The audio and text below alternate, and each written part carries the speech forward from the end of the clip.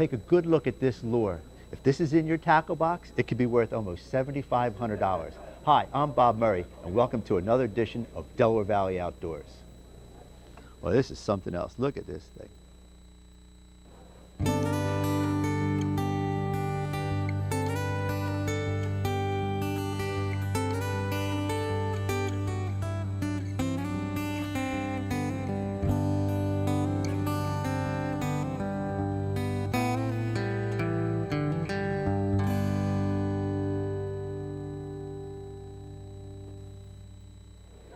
I'm here with Dave Hartraff. Dave, how are you? Fine, thank you. We're here in Allentown, I guess that would be the basic Yes. place, for what I think is just an amazing thing today.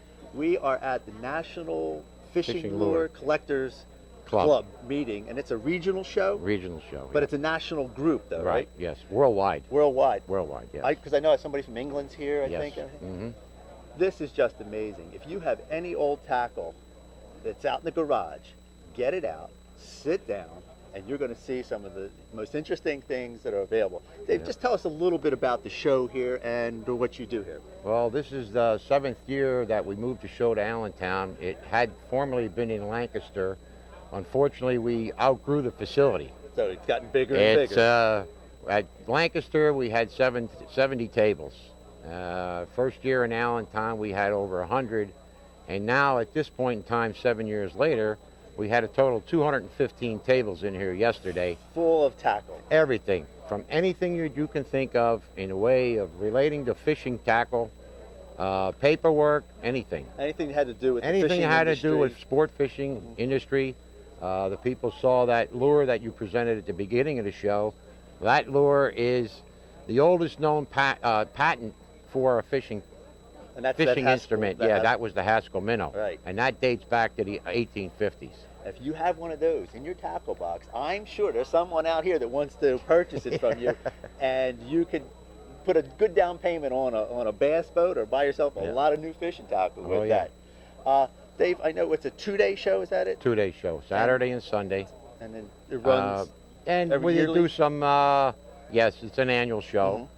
Here in Allentown. There's many shows like it throughout the country. This one is the largest regional show. The next show that's the bigger show than this would be our national show, which is held at various sites throughout the country, and that's held once a year. This one is held once a year, and then other regions. We have 10 regions in the club. So if someone was really starting to get into collecting some old tackle or even wanted to sell some of the tackle, they could contact you. We'll put up your address where there's so you can get some information about the show if you want to join or something like that. We'll put that up at the end of the show, and the people can find out about it. Okay, Dave, thanks a lot.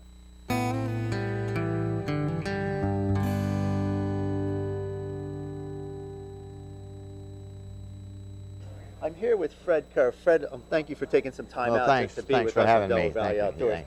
Fred, you're the national president of the National Fishing Lure Collectors Club. Right? Okay. Give us a little background about the the organization started in 1978.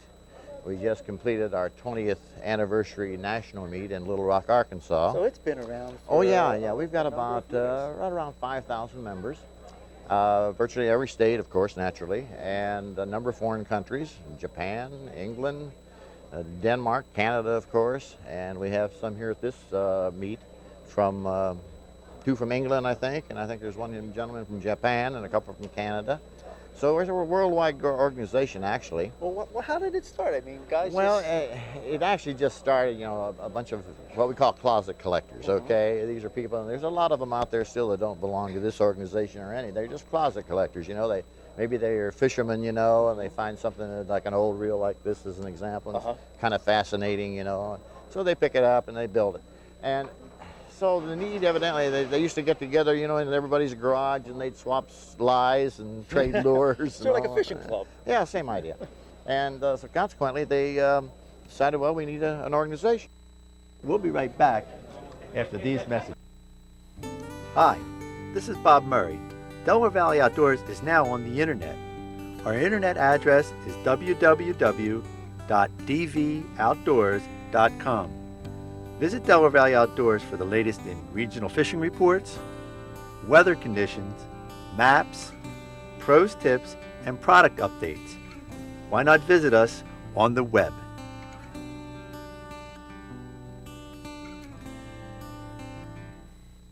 Yeah, I'm with Doc Hurd. Doc, how you doing? I'm doing just fine. Doc, you have probably, well, I'm going to say one of the nicest collection of Shakespeare lures I've ever seen. Let's just go on a little bit and tell us a little bit about what your collection consists of. This is one model of a specific lure that was manufactured by them, and it was started in 1902 as one of the earliest manufactured lures by the company. Now there's a few prototypes here which predate 1902, and that's what makes this whole collection very interesting. Now you said before it's a type of bait. What type of bait would you call this? This was a topwater bait, and originally the lures were made of aluminum for manufacture, aluminum being a very desirable and actually a precious metal at the turn of the century. The original prototypes were either wooden, which I can show here in this area, or before that, cork with a little metal phase in. These were prototype models for the so-called aluminum manufactured lure. These lures here were never really produced. These were just the prototypes to get to that lure up there. That's right. There was a few amount produced, but they were just experimental, and as a result, they're quite rare. These are wooden ones. The cork, of course, were even more rare because this was the actual prototype. These probably date in around 1898 to 1900. The patent dates that you will find on the other lures, the aluminum lures, are about 1902. So this is basically the beginning of topwater baits. As far as we call it a buzz bait nowadays, this is the beginning of a topwater bait. And the interesting thing you pointed out here is if you look at the little propellers in here, they spin just like a buzz bait does today. So actually the baits of today are the forefathers. These are the forefathers of the baits today. You're looking at a great grandfather here. And one of the things that I've always talked about is that when we look at all these lures, the stuff that we have today isn't that much different. Just some different materials. Different material and refinement. And refinement. But basically it is the lures from the late 1800s that we're using today, and we call it a buzz bait. That's right. And they caught fish, and a buzz bait today catches a fish. They caught a lot of fish. If they could only talk, I wonder if they would tell the same stories the fishermen do. I bet you they would lie the same way, too. Oh, of course. Now, we have a different type of bait here, Doc. Tell us about what we have in front of us now as far as the Shakespeare lures These are the revolutions. These are the ones that evolved from the prototypes that we talked about. This is the basic revolution. These are unpainted. These are early, unpainted. Then they also decided to dress them up and paint them. You know, fishermen like different colors, and so do fish.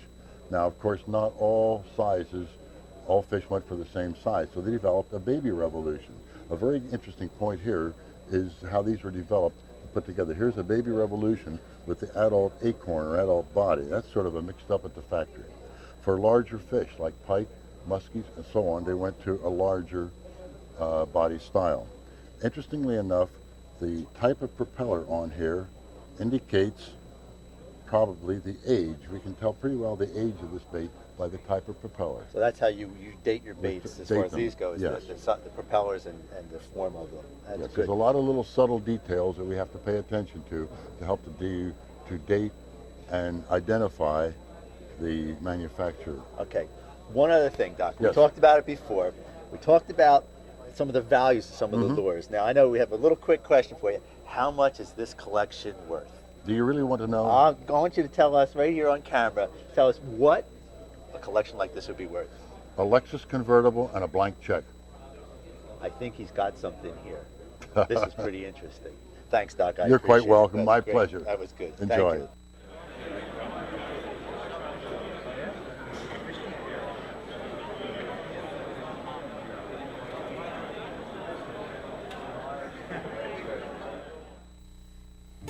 Hi, this is Bob Murray. Delaware Valley Outdoors is now on the internet.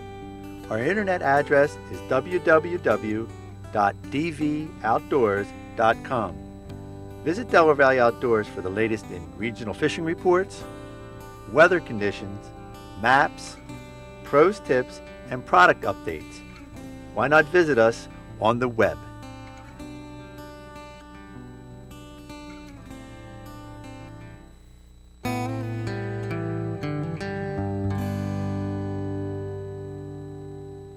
back now with a wonderful collection of lures owned by Chris Darrow. Chris, thanks for coming by again. Thanks, Bob. Chris, you have a wonderful collection here, and I want you to just talk a little bit about it. But first, how did you get into collecting fishing lures?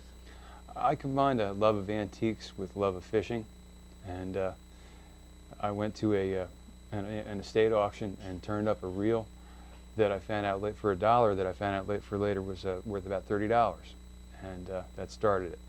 And so you just got the bug. Yes, got the bug. And obviously, look, we got a lot of bugs in front of us right now. Now I go to flea markets and yard sales and whatever I can do to turn up more old tackle. It's come to be a major hobby for you, right? Yes. And you belong to the National Fishing Lure Collectors Club. And how many people are in that now? 5,000 in this country. And it's all over the world club. too, right? Yes, it is all over the world. We have members in Japan, Canada, England. So it's just not the United States. No, this has become a big, big thing. Okay, but we have a bait right here that is kind of has a local connection to us. It's I know all the big baits, the flugers, everything's out in the Midwest and that kind of stuff. But this is a local bait. Tell us about this one. Sure. These lures were made by a man named Jim Donnelly. Not a whole lot is known about Mr. Donnelly, other than that he was a jeweler and worked for a jewelry company in Newark, New Jersey, and he made these lures in the basement. One thing that we're going to talk about, a lot of the lure makers and a lot of the reel makers were jewelers. Yes. That's where it first started, with a lot of the guys who had that precision ability to make these tiny baits or the metal parts were jewelers. So he started as a jeweler then. As a jeweler, yeah. That's what he did for a living, and he did that all his life. He passed away a couple of years after he retired, unfortunately. And he passed away in 1937.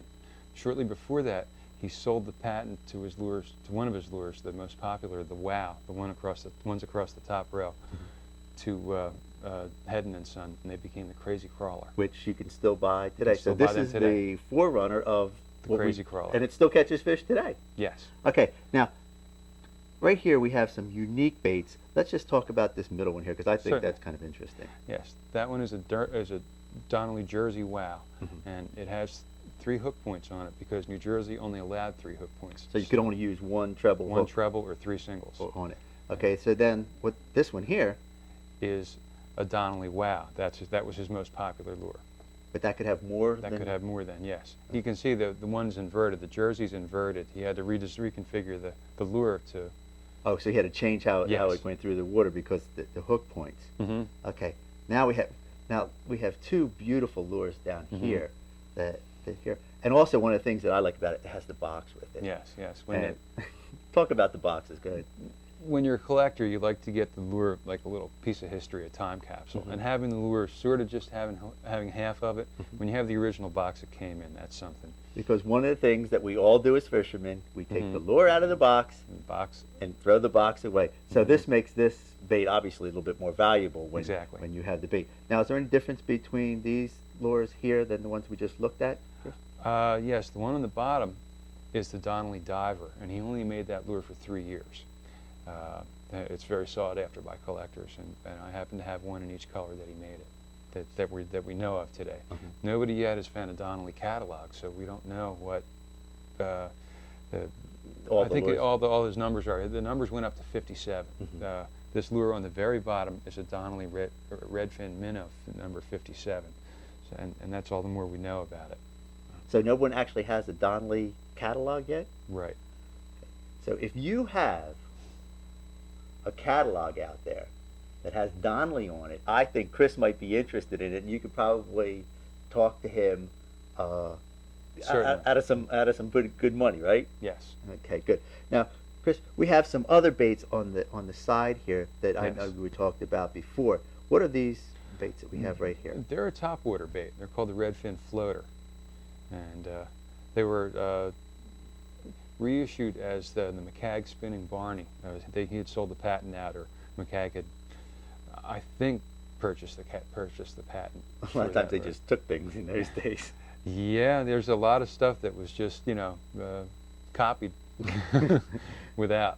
And there were a lot of lawsuits, especially between the big companies, between Hedden and Creek Job and South Bend, Shakespeare and Pfluger.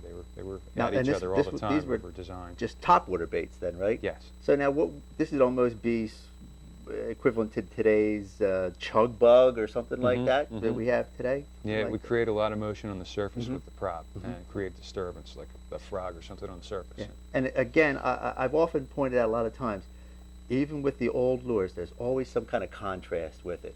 It's either black and yellow or red and silver. You got the green with the black. There's always some contrast there. So it really hasn't changed that much. Today, we still have our contrast in lures.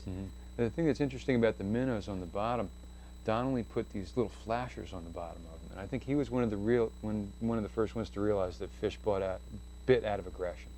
And the flashers would create a lot of... That's that little flash part in the front there where it's almost like a spinner or something that we have today. And they're very unique. They're only found on Donnelly lures. So he's almost the first one that came out with that type of... And he's the first one also to come out with what they call the Shure minnow pattern Hedden uses. Of course, when Hedden bought the rights to this, they bought the rights to the paint pattern too. And that is this ladderback or Shure minnow pattern. That's great. These are just beautiful. Now, these all date from the turn of the century? The lures across the bottom of the bottom row date from the turn of the century. The lures up on the top date from the 20s or the 30s. And they're marked. I noticed they're marked on the wings with Yes. Donnelly baits and stuff like Jim that. Donnelly, Bloomfield, New Jersey. And the thing that I really love about these lures is that they're all hand painted, and they were painted by him and his family. That was a cottage industry back then. That's what these guys did. While there's the lures by the Big Five by Hedden and Creek Chubb and Shakespeare were painted by employees, these were painted by him.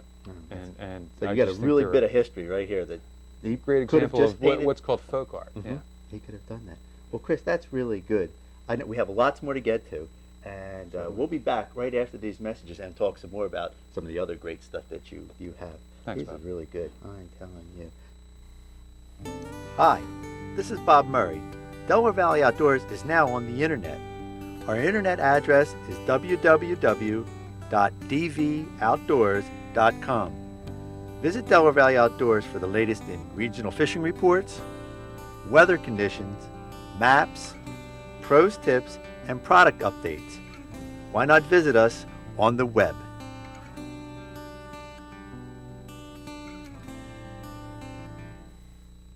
Searching for personalized service and one-stop shopping for all your hunting and fishing needs? Then come to Tanner's Gun and Sports Center. Tanner's offers a wide variety of hunting and fishing gear, featuring guns, rifles, a complete line of rods and reels, live bait, tackle, archery supplies, and hunting and fishing apparel. Tanner's is also your stop for guns bought, sold, and traded. In addition, be sure to check out Tanner's innovative indoor archery range with on-screen video scoring to help you improve your bow and arrow hunting. Tanner's Gun and Sports Center in Jamison, 343-3103. Strangest lure. I'm going to show you if Mike can get a close-up of the box. What's it called again, Chris? That's called an Oliver and Gruber glowworm. An Oliver and Gruber glowworm. Yes. Okay. It's from Washington State. Okay, the state of Washington. Mhm. I'm going to open it up and look at this bait here. It is just amazing. But it's painted yellow and green. Yes. It's got a little lip on it. What makes it so unique, Chris? The lure was painted by the residents of an insane asylum. So this was a in job Washington State. that Yeah, the guy worked or was a doctor at the insane asylum, and part of the therapy for the patients was painting the lures, and they generated a little bit of money for them. Okay, I'm sure they didn't use the lathe or have the hooks on them when they were doing it. Right. That's pretty amazing. And that lure was also the predecessor of the Hedden Zigwag, which is a triple jointed lure. You can take him out of the case, and he has 3 joints. And it's all wood. Mm-hmm. And now, give me a year on this thing. When was this? 1920s. In the 20s. That's beautiful. And that's probably hard to find that in its Original box. and stuff like that. Yes, it is.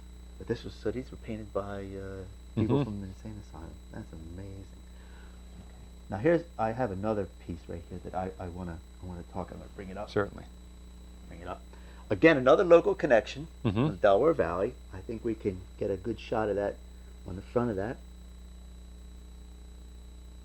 Okay, Chris, what do I have here? You have a Trout Hatchery Box. I mean, this just came from a trout hatchery, so what? Yes, but that's the box that they used to deliver the fingerling trout They to your delivered. trout pond. This box was a delivery. Mm-hmm. It's from the turn of the century, and it's decorated in what they call pyrography. And that's what is it? That's wood burning. Wood burning, yes. Yeah, that's all etched into the wood. That's all done by hand. Mm-hmm. You can tell. Now, when could we date this by? 1890 to 1900. Okay. And look at the craftsmanship that was done. And maybe if somebody were looking at Allentown and was it Weesport there? Yeah. Which is just Well, not that far from the here. LF, I tried to do some research on this and was unsuccessful in turning up much about it. But the LF Graham Sons was a rather large company in Allentown. They went out of business in the 1950s. And that's all the more I could find out about it. I tried information from Harrisburg, from the State Game Commission, and they just don't have any particular hatchery listed with their name on it. So if anybody out there knows anything about it, I'm sure you could Yes. use the information. I'm just trying to. We opened up the box. This is the inside lid. It's just absolutely magnificent, absolutely beautiful, and Has the center hole creel and the trout. and so they put the fingerling trout in this, Mm-hmm. and I know there's holes in the bottom. There's holes in the bottom, and they put the box in water. and water, and then they delivered this to you. Did you keep the box, or did they have to take the box back with them? That I don't know. I'd like to find out more information. And I'll tell you, I'm going to spin it around. Yeah, it's just worth to- seeing the sides. Look at the sides of it. They're just unbelievable. All the fish on it. That's really interesting. That is something else. So it's just not just the lures. There was a lot of craftsmanship with the lures, with the equipment that started out in fishing. That a lot of the guys were woodworker and craftsmen and jewelers. And today it's all collectible. Yeah. You know, books, Well, you can see catalogs. why. Yeah, because of the workmanship of it. All right, Chris. Not only do we have bass lures, but for using a conventional reel, but fly lures were also very popular for fly rods. Yes. And I know you have a nice collection here, and we're going to talk a little bit about the crossover between some of the fly lures that we have here and some of the bass lures. And let's talk about what we have in this case right here now. Certainly. Across the top row are head and pumpkin seeds, and they're called in that size. They're called punky spooks. And they were used on a fly rod. On a fly rod, yeah. So because the line casts the lure as opposed to the lure pulling the line out. Yeah. Right. And now we have today. We still have pumpkin seed lures. Let's take a. Well, that's not a today lure, but it's another size that Yes. we have that you would use on a conventional, obviously a conventional reel. Yes. So they go from this tiny thing to that. Now these were popular when the pumpkin seeds. To the 1950s. And obviously these are real light. You can cast that on a regular conventional or spinning rod or Yes, whatever. a spinning or casting rod.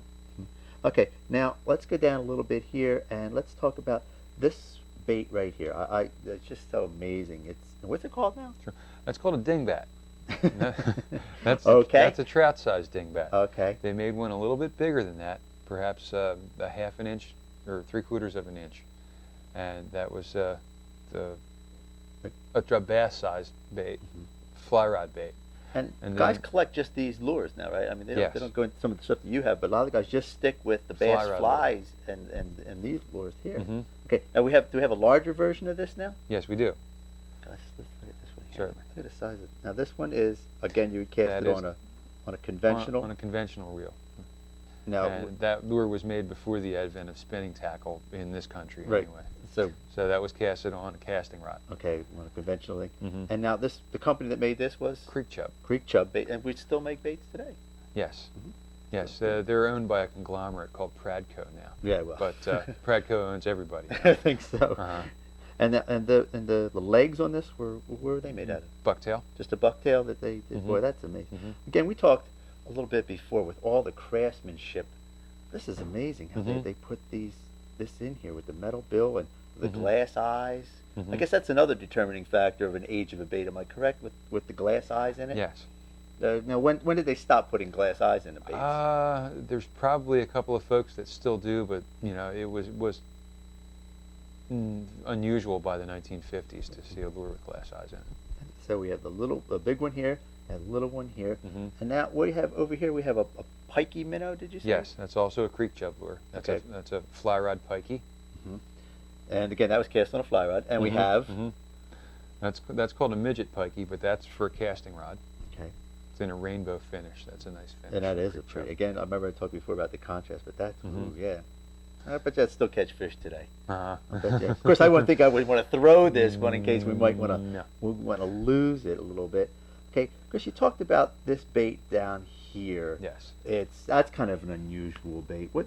That's Tell us about that bait here. That's one of the odd miscellaneous companies, and again, it's a hand-painted lure, and that's the reason why I like that lure. It's called a winter's bass fly, and it's from the 1920s from the Colorado area, and it has celluloid wings, and again, it's all hand-painted. Thank you very much. We could obviously Certainly, we we could could talk do for for hours and hours about this stuff.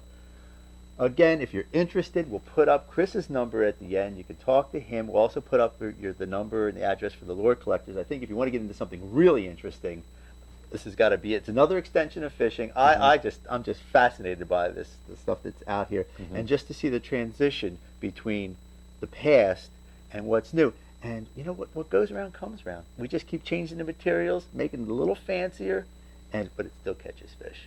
Chris, I want to thank you again. It Thanks, was a real Bob. pleasure. Thanks for having me. And again, I'll see you again on Delaware Valley Outdoors. Yeah, this stuff is just